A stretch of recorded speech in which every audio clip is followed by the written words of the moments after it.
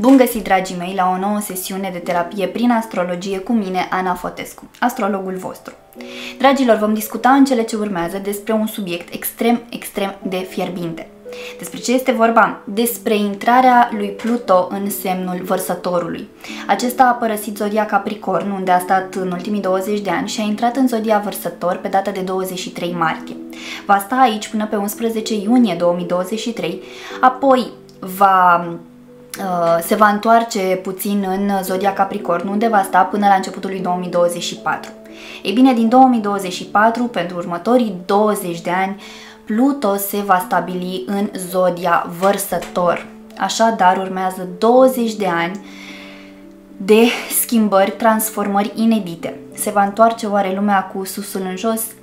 Tot ce este posibil. Haideți să vedem mai clar despre ce este vorba.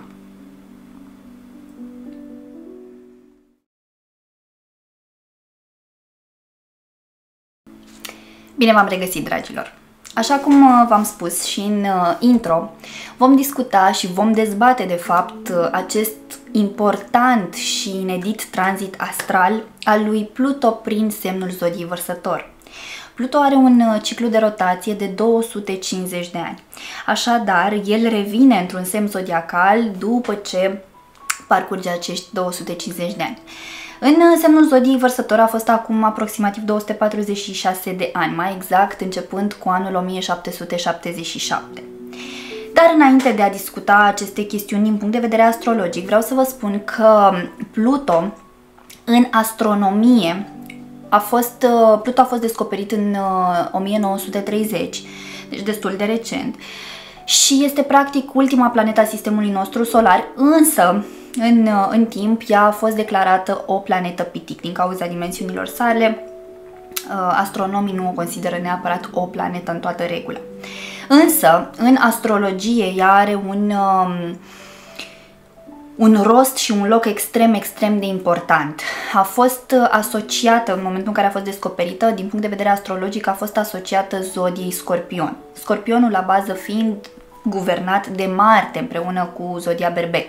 După ce a fost descoperit Pluto, practic vibrațiile și energiile generate de această micuță planetă au fost atribuite și au fost ceva mai compatibile cu zodia Scorpion. Prin urmare, a fost desemnată ca fiind co-guvernatoarea zodiei Scorpion.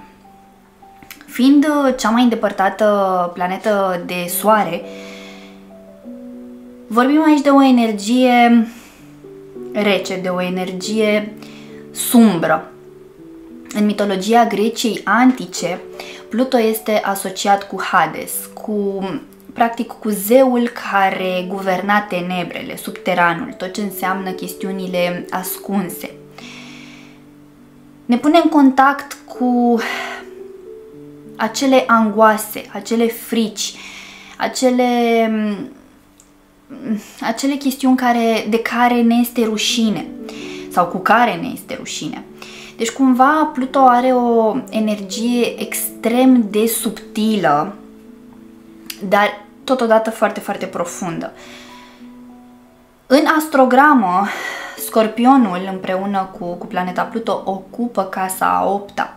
Casa a 8-a este asociată cu metamorfoza, cu moartea și reînvierea, cu pasărea Phoenix care renaște din propria cenușă, cu tot ce înseamnă ideea de subiecte tabu, sexualitate, moarte, așa cum v-am spus, și regenerare, boli fel de fel, tot ce este ținut cumva departe de ochii lumii și practic acele subiecte care ne intrigă cel mai mult.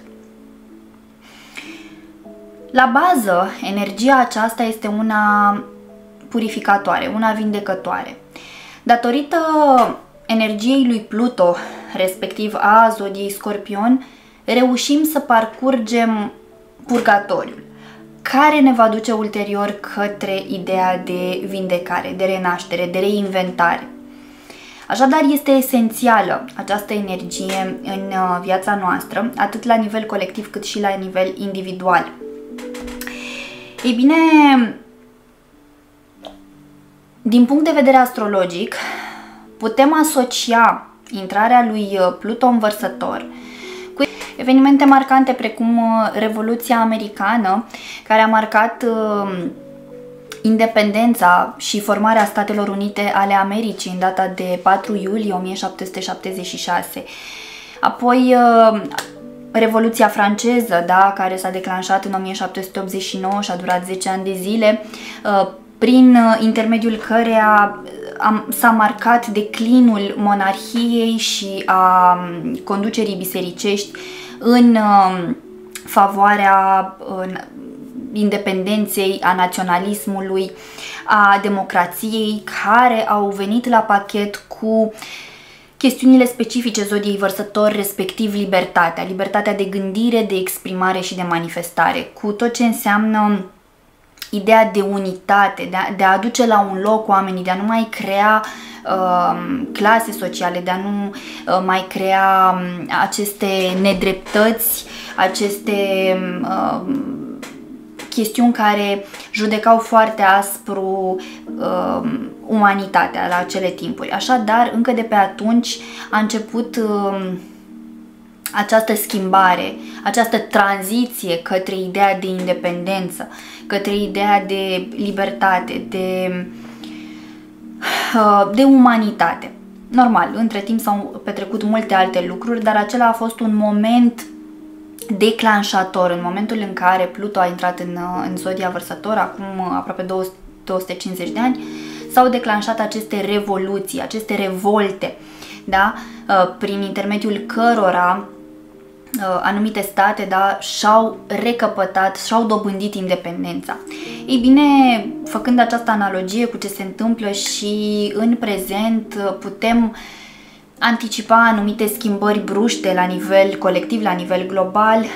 Vorbim totuși de o energie extrem de puternică, dar care ne duce și ne activează spiritul vizionar, da? Deci suntem împinși, inclusiv acum vorbesc la nivel colectiv,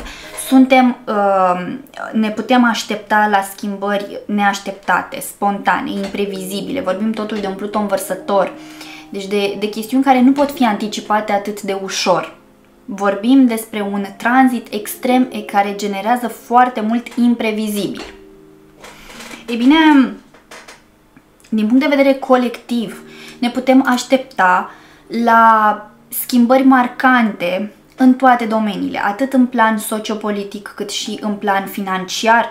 Vedeți că urmează să se lanseze monede virtuale, da? Care să înlocuiască banii fizici. Tot ce înseamnă partea de criptomonede, de Bitcoin, care a luat amploare și practic se face această tranziție din punct de vedere financiar, din punct de vedere medical, din punct de vedere tehnologic. Practic, datorită tehnologiei vom putea beneficia de niște schimbări uluitoare în toate aceste sisteme care guvernează ideea de colectiv și de societate. Cum vor fi primite aceste schimbări? Cum vor fi integrate? Cum ne vor afecta?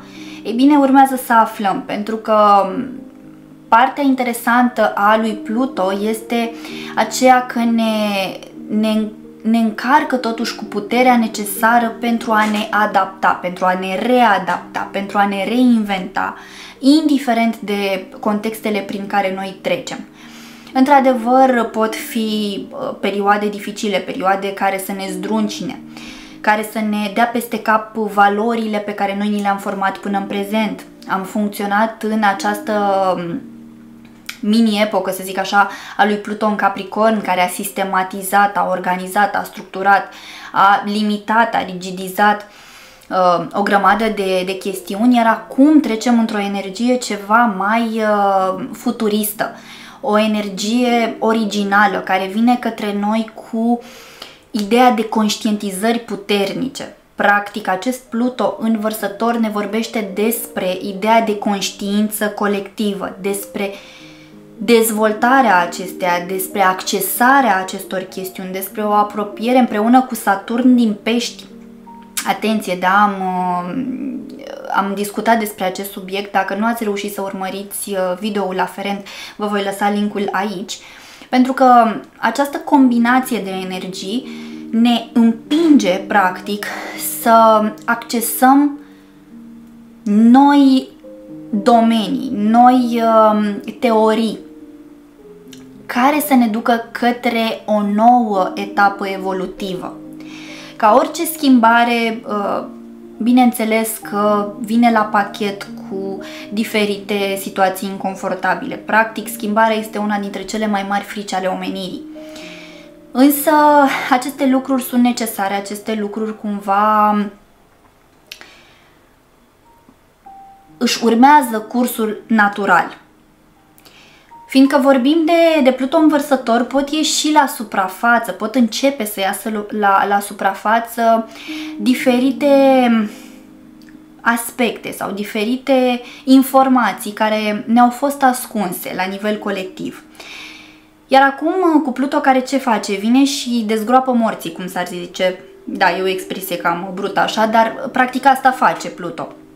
Dezgroapă toate acele chestiuni murdare, acele chestiuni toxice, acele chestiuni nesănătoase.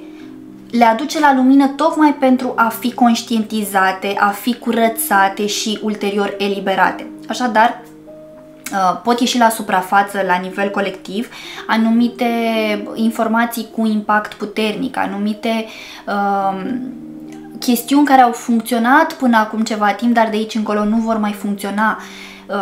La nivel colectiv începem să ne deschidem mult mai accelerat în sfera aceasta a conștiinței, după cum vă spuneam. Și atunci, tot ce înseamnă sistemul creat de Capricorn, care a fost construit în așa fel încât să manipuleze mase, adică am avut practic o evoluție tehnologică și pe durata lui Pluto în Capricorn, da? Au apărut smartphone-urile, televizoarele smart și așa mai departe. Deci cumva a existat această tranziție, dar a fost utilizată greșit, asta pentru greșit. S-a speculat practic această portiță de a manipula masele prin intermediul mass media, a rețelelor sociale, da, au apărut rețelele sociale. Odată cu Pluton în Capricorn au apărut, așa cum v-am spus, au luat amploare aceste smart device-uri.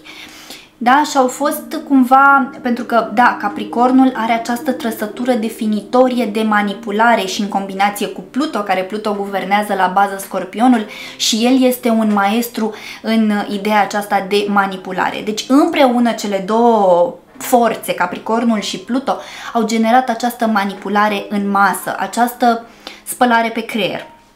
Ei bine, acum, cu tranziția aceasta a lui Pluto în Vărsător, practic se ia puțin acest voal de pe ochii noștri, ai tuturor, și ni se dezvăluie anumite chestiuni. Asta până pe data de 11 iunie, așa cum v-am spus, da, când Pluto va reveni în Capricorn până la începutul lui 2024.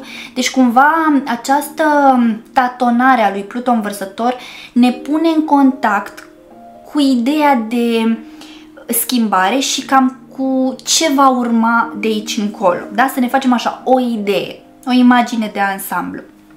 Se pot isca, bineînțeles, noi revolte, noi revoluții, tocmai pentru că oamenii nu mai sunt dispuși să tacă, nu mai sunt dispuși să se lase manipulați și controlați de puteri care au la bază motivații nesănătoase, da? Care sunt în detrimentul nostru al tuturor. Vărsătorul, așa cum vă spuneam, vorbește despre umanitate, despre egalitate și fraternitate, despre umanitate, despre voluntariat, despre tehnologie și avans tehnologic, spirit vizionar, despre tot ce înseamnă partea aceasta de protejarea mediului înconjurător. Atenție, da? Pentru că, într-adevăr, odată ce tehnologia va avansa într-un ritm alarmant, pot exista, aici va fi această luptă, bineînțeles, dintre bine și rău, care există dintotdeauna și care va exista în continuare.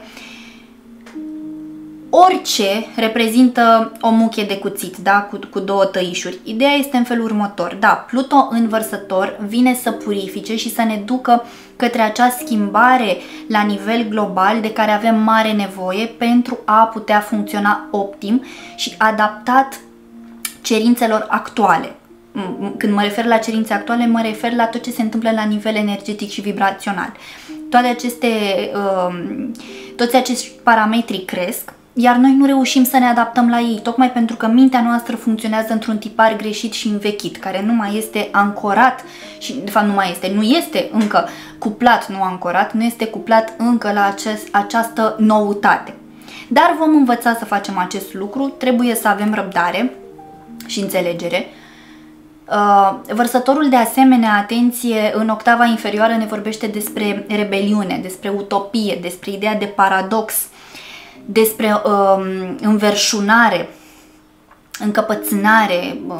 Este un semn fix Vărsătorul, este un semn de aer, un semn de polaritate yang, încărcătură masculină, așadar o energie puternică, o energie care, da, este destul de ancorată în viziunea proprie.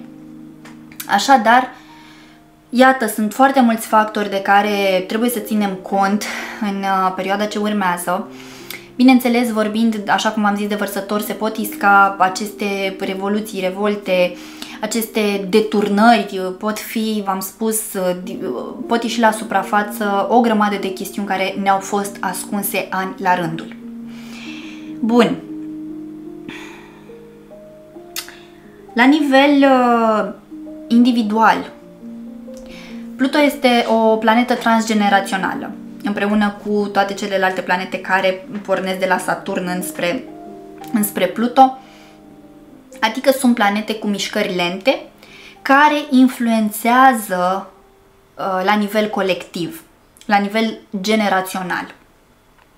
Prin urmare, energia lor este una lentă, este una care vine treptat, progresiv în viețile noastre. Adică nu o resimțim atât de rapid, de incisiv, de agresiv, de exemplu cum este energia planetei Marte, care are un ciclu de rotație mult mai scurt, cum este energia Lunii, da? Care are un tranzit de 28 de zile și atunci practic ea ne influențează stările din punct de vedere emoțional. Planeta Venus, de asemenea, care și are un tranzit scurt. Soarele, care parcurge cele 12 semne zodiacale în cele 12 luni ale anului. Jupiter, de asemenea, are și el un mers ceva mai rapid, între 11-12 ani. Iar de la Saturn încolo, durata de rotație crește, ceea ce înseamnă că suntem influențați la nivel colectiv de aceste energii într-un mod progresiv versus planetele personale despre care v-am povestit adineori, care au o energie directă la nivel individual și resimțim imediat efectele acestora. De exemplu, când Mercur intră în perioadele sale de retrogradare, ați văzut că imediat resimțim efectele. Aceste energii ale planetelor transgeneraționale se resimt în timp, la nivel colectiv, dar și la nivel individual. Bineînțeles că ceea ce se întâmplă la nivel colectiv ajunge să ne influențeze și în planul personal al vieții. Așadar, vorbim aici de o recalibrare a mentalității, despre o deschidere mai mare către ideea de metafizic, de spiritual. De ce spun asta? Pentru că Vărsătorul este un liant între planul fizic și cel metafizic, inclusiv ideograma acestui semn zodiacal cu acel bărbat care ține un ulcior cu apă în mână și din ulcior curge apa. Practic este simbolul legăturii dintre divinitate și umanitate. Acesta a fost ales de către zei să verse apa cunoașterii către omenire. Așadar, Vărsătorul are această responsabilitate pe umerii săi, aceea de a împărtăși cunoașterea, de a împărtăși informația, de a împărtăși tot ceea ce este vital, pentru că apa este un element vital supraviețuirii. Așadar, sunt foarte multe nuanțe aici pe care, bineînțeles, le putem dezbate, dar oricum am să vă mai vorbesc despre acest Pluton vărsător, mai ales că în intervalul 2 mai-11 iunie acesta va retrograda și vom discuta și despre efectele acestei mișcări.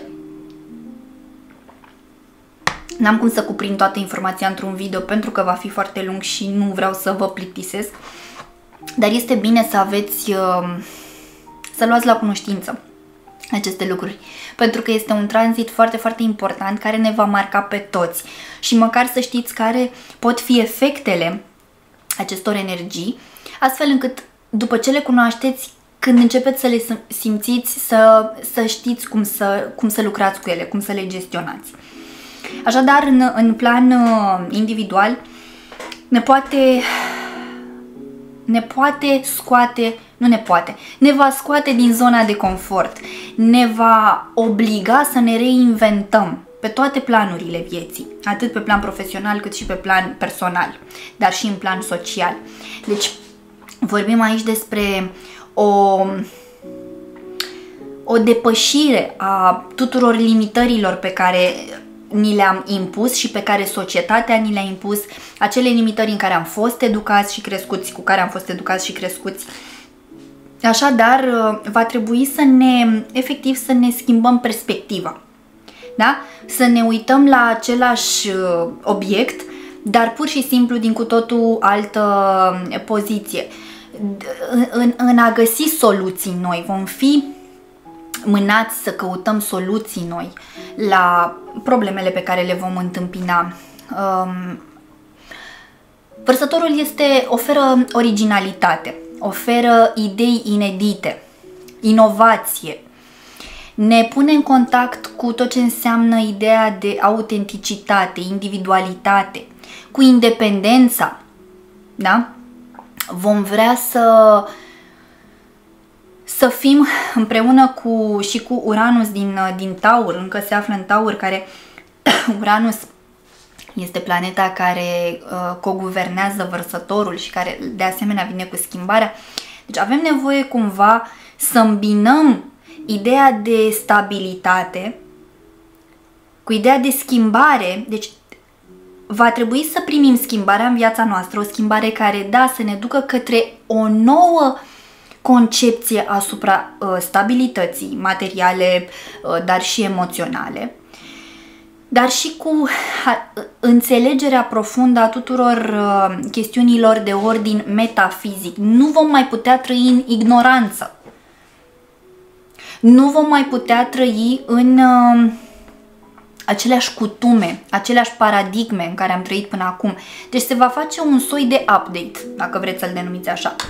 Va exista această descărcare informațională foarte puternică din punct de vedere energetic, care ne va da lumea peste cap.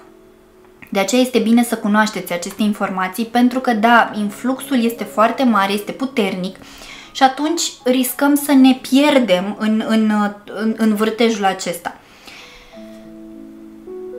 Vorbim despre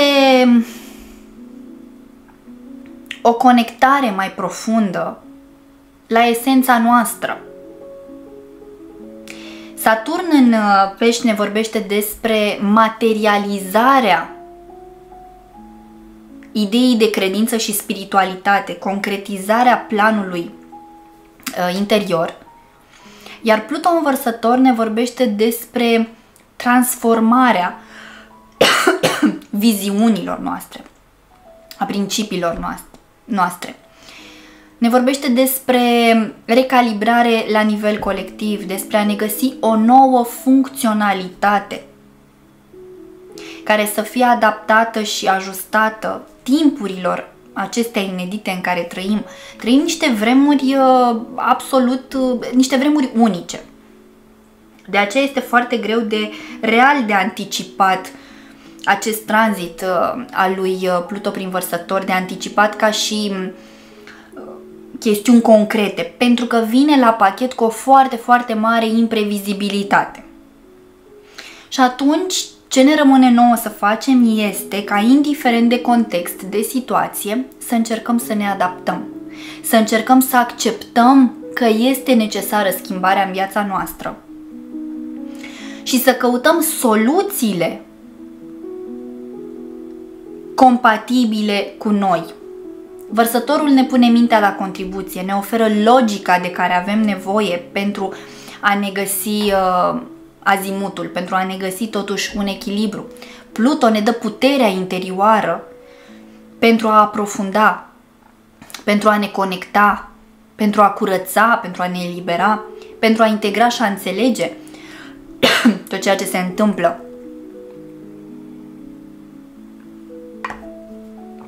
Atât la nivel macro cât și la nivel micro. Așadar, așteptați-vă la o explozie tehnologică, la o explozie informațională, la un avans, de fapt, un avans tehnologic puternic și la chestiuni menite să ne schimbe viziunea, să ne schimbe concepția, să ne transforme cu totul. Este un tranzit extrem de important, este un tranzit de care avem mare nevoie după atâția ani în care lucrurile au funcționat cum au funcționat. Ele nu mai sunt de actualitate, au fost potrivite pentru timpurile respective și pentru resursele disponibile în acele perioade. Acum însă vorbim totuși de o supra-solicitare, de un consumerism excesiv, deci am ajuns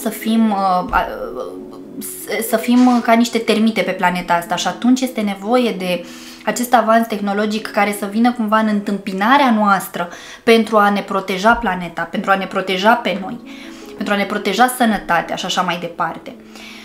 Într-adevăr, poate exista și reversul medaliei în care Pluto, da, încă vorbim despre, da, ideea de manipulare, dar totuși în semnul Vărsătorului lucrurile se întâmplă puțin diferit, dar poate exista la nivel macro tentația de a face abuz din nou de pe urma acestui avans tehnologic, despre a încerca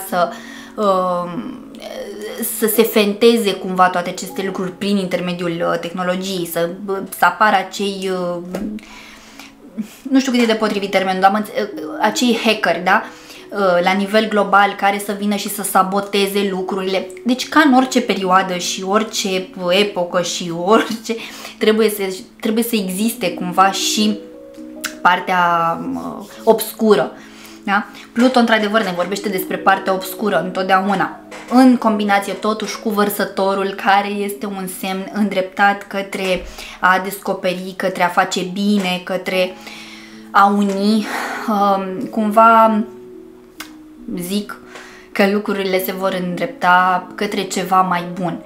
Dar ca să ajungem în punctul ăla, bineînțeles că trebuie să trecem prin ideea de tranziție care vine la pachet și cu anumite chestiuni mai inconfortabile, mai neplăcute și cu, bineînțeles, cu oameni care vor accepta destul de greu aceste schimbări, da, și vor apărea fel de opinii, fel de discuții, dezbateri și așa mai departe. Deci o perioadă cu adevărat incitantă, o perioadă care ne va surprinde. Da? Bun, dragilor, v-am făcut așa o introducere în acest tranzit astral. Voi reveni și cu alte detalii și despre cum va influența în următorii 20 de ani acest tranzit, fiecare semn zodiacal în parte, dar am vrut să știți detaliile generale și să fiți conștienți de aceste schimbări ce vor urma și să încercați pe cât posibil să vă pregătiți sufletește, să vă pregătiți psihic, să fiți mai orientați către cunoaștere, către studiu, către a fi în contact cu ce se întâmplă în jurul vostru și a face o selecție mai bună, atenție, pentru că, da, din nou, vorbim despre mass media, care este cea mai mare uneltă de manipulare, totuși vorbim despre ideea de selectivitate, de a ne selecta sursele din care ne obținem informațiile. Da? Bun, dragii mei, în speranța că mi-ați rămas aproape până la finalul acestui video, vă mulțumesc din inimă. Vă reamintesc, în cazul în care n-ați făcut acest lucru deja, să vă abonați canalului meu și să apăsați clopoțelul pentru a fi notificați ori de câte ori eu postez ceva nou. Mă găsiți pe paginile de Facebook și Instagram cu Terapie prin Astrologie. Dacă doriți să-mi lăsați un comentariu, o părere, o sugestie, puteți face acest lucru fie pe una dintre paginile rețelelor de socializare, fie pe adresa de e-mail contact@terapieprin-astrologie.ro. De asemenea, vă invit la secțiunea magazin a site-ului meu pentru a vă delecta cu serviciile astrologice puse la dispoziție de mine pentru voi. Dragii mei, vă doresc ca acest tranzit să vă readucă pe linia de plutire și să vă ajute să vă găsiți identitatea, să vă ajute să vă găsiți locul atât în plan colectiv cât și în plan interior. Dragilor, vă pup, vă îmbrățișez și pe data viitoare. Pa, pa!